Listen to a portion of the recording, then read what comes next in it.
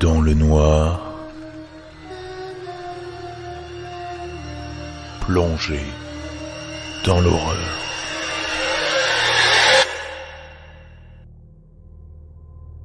J'ai raconté cette histoire tellement de fois au cours des 15 dernières années que j'ai l'impression d'être un disque rayé. Certaines personnes y ont été très réceptives, mais la plupart ne l'ont pas été. Je vais vous raconter l'histoire de ce qui nous est arrivé, à mon père et moi, au printemps 2006. Peut-être que cela pourra aider certains. À ce jour, je ne sais toujours pas quoi croire. Le fait que mon père ne veuille pas en parler n'aide pas. Le jour où l'ouragan Katrina a atteint la catégorie 5, ma mère a été retrouvée morte. Je vivais avec elle en Floride. C'était une belle femme, bien éduquée, mais elle avait de nombreux problèmes qui l'ont finalement rattrapée. On a conclu à un suicide. Bien que j'ai connu mon père dans mon enfance, la première fois que je l'ai vraiment rencontré, c'était le jour des funérailles de ma mère. C'est ce jour-là qu'on m'a annoncé que je devais vivre avec lui, dans le sud du Texas, et quitter la vie que j'avais en Floride. Je venais d'avoir 15 ans et c'était une expérience difficile. Je savais que quelque chose n'allait pas dès que je l'ai rencontré et qu'il m'a souri. Je ne voulais pas y aller, mais toute la famille de ma mère m'y a forcé. Nous avons donc traversé les décombres de Katrina en voiture, du sud de la Floride au sud du Texas. Mon père, sa nouvelle femme, mon chat, moi-même, et tout ce que nous pouvions mettre dans sa Ford Explorer. Il était pêcheur et elle était infirmière diplômée avec 4 autres enfants, dont la plupart avaient à peu près mon âge. Ce n'était pas si mal. Je ne savais vraiment pas quoi faire de ce nouveau départ, mais je me suis fait des amis dans ma nouvelle maison. Tout s'est bien passé pendant environ 6 mois. Puis, ils ont divorcé. Je ne sais pas pourquoi, ils s'étaient pourtant rencontrés à l'église. Mon père ne gagnant pas beaucoup d'argent en tant que pêcheur, nous avons déménagé dans un petit appartement assez bon marché. Il n'y avait que nous et mon chat à ce moment-là. Mon père avait de la famille là-bas, mais je les voyais rarement. Ça lui plaisait comme ça. Je vais aller droit au but. Je voulais juste donner quelques informations sur le contexte qui a mené à ce qui s'est passé ensuite. Les premiers mois dans l'appartement avec mon père se sont bien passés. J'allais à l'école, il allait au travail. Pendant l'été, je suis allé travailler avec lui et c'était plutôt cool. J'ai eu une voiture, un petit ami, les choses revenaient à la normale. Puis, mon père a commencé à se demander si je ne faisais pas des bêtises la nuit, si j'avais mis quelque chose dans le conduit d'aération et que je lui parlais à l'intérieur. Je n'y ai pas porté plus d'attention à ce moment-là. Au bout de quelques semaines, ça s'est aggravé pour lui. Il est revenu de la bibliothèque avec des rapports imprimés sur plein de fantômes différents. Ça devenait de plus en plus bizarre. Puis, il m'a fait mettre la lampe dans le grenier parce qu'apparemment, ça les éloignerait. Quand je lui ai demandé qui, il mentionne des ombres chinoises. Il dit qu'il y en a des grandes et des petites.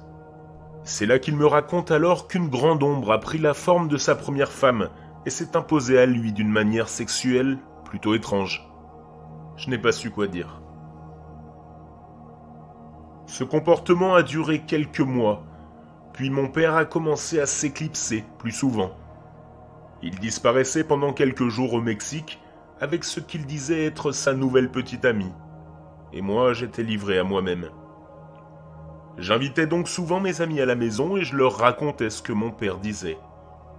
Nous jouions à des petits jeux de chasse aux fantômes comme ceux de la série télévisée Ghost Hunter. Une fois, il s'est passé quelque chose que je ne peux pas expliquer. Mon ami et moi regardions la chaîne Discovery. Il y avait Bear Grylls à la télé. Pour faire flipper mes potes, j'ai demandé si quelque chose pouvait bien perturber l'émission. Au départ, rien ne s'est produit. J'ai appelé quelques fois de plus, mais avec plus d'intensité. J'ai utilisé des mots violents en y ajoutant de la colère. Puis, la TV est devenue statique. Le câble avait sauté de l'arrière de la télévision. Encore aujourd'hui, je peux pas expliquer comment ça s'est produit. Le câble était littéralement collé à l'arrière du poste, parce que la prise était en mauvais état. Quand mon père est parti, j'ai commencé à fouiller dans ses affaires personnelles. J'ai trouvé toutes sortes de choses bizarres. La pire, que je me rappelle avoir trouvée, était un grand couteau de cuisine, niché dans sa table de nuit. Enfin bref, il y a pire. Un jour où je suis rentré de l'école, les frères et sœurs de mon père étaient là. Quand j'ai ouvert la porte, ils étaient tous assis autour de la table. Immédiatement, l'un de ses frères s'est levé, m'a rejoint à la porte et m'a demandé de sortir. Il m'a demandé si mon père me parlait, de temps à autre, de fantômes. Je lui ai dit que oui. C'est là qu'il m'a regardé droit dans les yeux et m'a dit « Est-ce qu'il t'a dit que les fantômes lui disent de te tuer ?» J'étais en état de choc. Il m'a regardé et m'a dit que mon père était à l'intérieur en ce moment et qu'il devait m'emmener dans une église au Mexique. Ne va pas avec lui. Je suis donc entré et j'ai écouté mon père plaider sa cause en expliquant pourquoi je devais aller au Mexique pour être sauvé par une église. Il a dit qu'il était allé dans toutes celles d'ici et qu'elle ne l'aiderait pas. Seule cette église au Mexique pouvait m'aider. Je sais que mon oncle m'a dit de ne pas monter dans la voiture avec lui. Mais mon père était si fort qu'il aurait pu tous nous tuer sur place. Je suis monté dans la voiture avec lui et nous avons roulé jusqu'à la frontière. Heureusement, mon oncle et mes tantes nous ont suivis et ont appelé la police avant. Quand on est arrivé à la frontière, ils l'ont sorti et lui ont passé les menottes. Ils l'ont conduit dans un hôpital psychiatrique.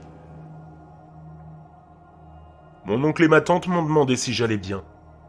J'ai dit oui. Ils sont repartis chez eux. J'étais effectivement très seul à ce moment-là. À 16 ans. Une semaine plus tard, on m'a demandé d'aller à l'hôpital psychiatrique. Mon père avait quelque chose à me dire. Pendant son absence, j'ai fouillé ses affaires. Et c'est dans la boîte à gants de son Durango que j'ai trouvé des relevés bancaires avec des dépôts de 3 000 à 4 000 euros sur son compte, plusieurs fois par semaine. Ce n'est pas l'argent que gagnerait un simple pêcheur comme lui. Il dilapidait l'argent de l'héritage de ma mère décédée. Je ne sais pas à quoi il le dépensait, mais c'est ce que je lui ai demandé quand il a voulu me voir. Il a instantanément commencé à pleurer. Je suis sorti. Le juge a dit qu'il allait le libérer. Et moi, je lui ai dit de le garder une semaine de plus pour que j'aie le temps de déménager. Il venait bien d'essayer de me tuer, je crois bien. Enfin bref, les années ont passé. C'était difficile de se débrouiller seul à 16 ans, mais j'avais de bons amis. J'ai fini par aller à l'université et je me suis bien débrouillé. Je lui ai même pardonné. Je lui parle de temps en temps. Lui, il ne veut pas me parler de tout cela. Il dit que cela le met mal à l'aise. C'était un homme très chrétien, un dur à cuire. Je l'ai vu il y a environ 2 semaines. Il ne veut toujours pas en parler. Mais je n'ai pas vu de trucs chrétiens dans sa caravane. En revanche, j'ai vu tous ces cristaux, ces herbes et ce qui ressemblait à un chaudron. Je n'ai rien demandé à propos de ces objets. Je ne sais pas ce qu'il faut en penser. Dans cet appartement, j'ai vécu quelques expériences anormales, comme l'incident de la télévision. Je me suis réveillé plusieurs fois en entendant mon nom appelé. Et le jour où j'ai appelé un quelconque esprit à faire des bruits comme des coups sur une table, ils ont été produits. Il se peut peut-être que j'ai été hypersensible à tout cela.